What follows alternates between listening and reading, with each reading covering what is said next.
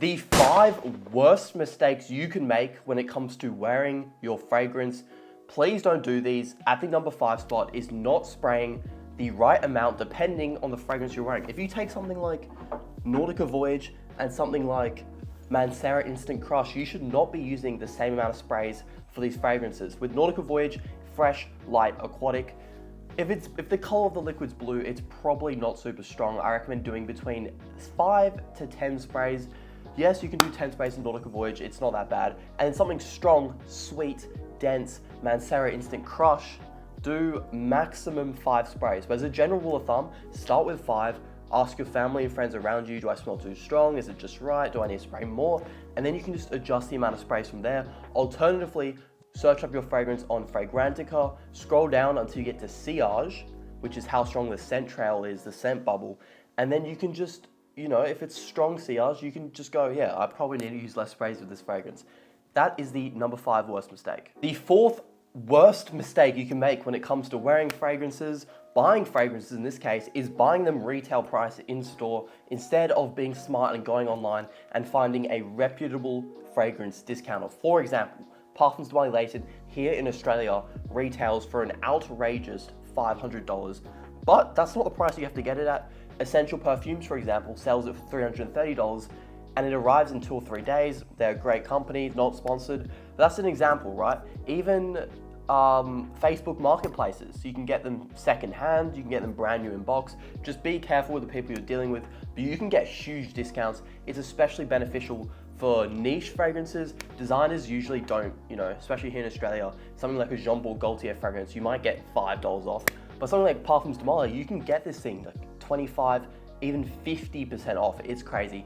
Do not buy retail unless you just want to waste your money. The 3rd worst fragrance mistake is believing people that call fragrances like Dior Sauvage or YSL EDP overused and NPC fragrances. The reality is only like 10, maybe 20% of guys use cologne on a daily basis. On special occasions, that number probably goes up to about 50%, but fragrances like Dior Sauvage, you rarely smell in public still. I've smelled this 3-4 times in public maximum. Look, unless the girl you walk past as an ex used to wear it, you'll be fine. They'll like the smell. It's extremely mass appealing, extremely popular for a reason.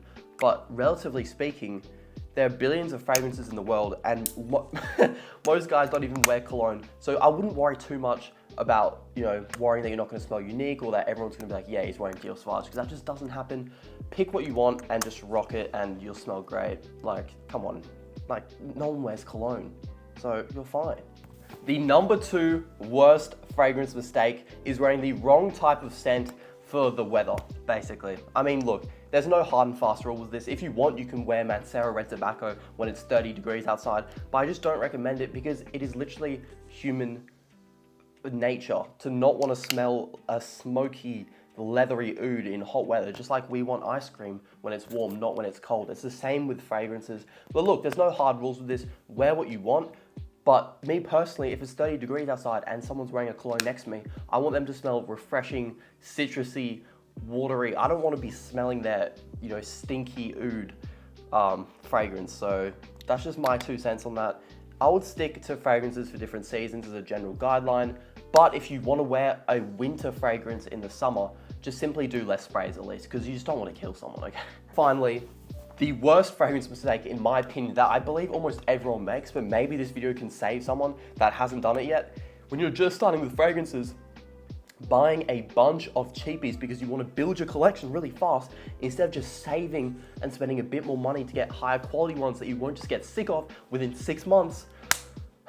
Sorry, that's just, Versace Eros for me, that's what happened. Nautica Voyage was like my 3rd cologne. I was like, it's a really fresh, popular fragrance. It's only $20. It'll help me build my collection. Wore it about 2 or 3 times and realized it is super boring and synthetic and never want to wear it again. So I wish I just saved for Versace Pour Homme or Mont Blanc Legend Spirit. Please don't make the same mistake that myself and probably thousands of other guys have. Just save up and get a few signature fragrances that you truly love, that you won't get sick of, that you pull off instead of just having a bunch of fillers in your collection. Quality over quantity with fragrances, all right? This is a lot of quantity, but if I was gonna start over and I could only own, 10 fragrances, I'll just take my time and pick ones that I actually love and save up for instead of just filling them with Nautica Voyage. Anyways, those are the 5 worst fragrance mistakes. Hopefully you learned something from this video. Let me know if you have made these mistakes or if there's some that you think are worse than this. But yeah, Happy New Year's, and I love you. Mwah.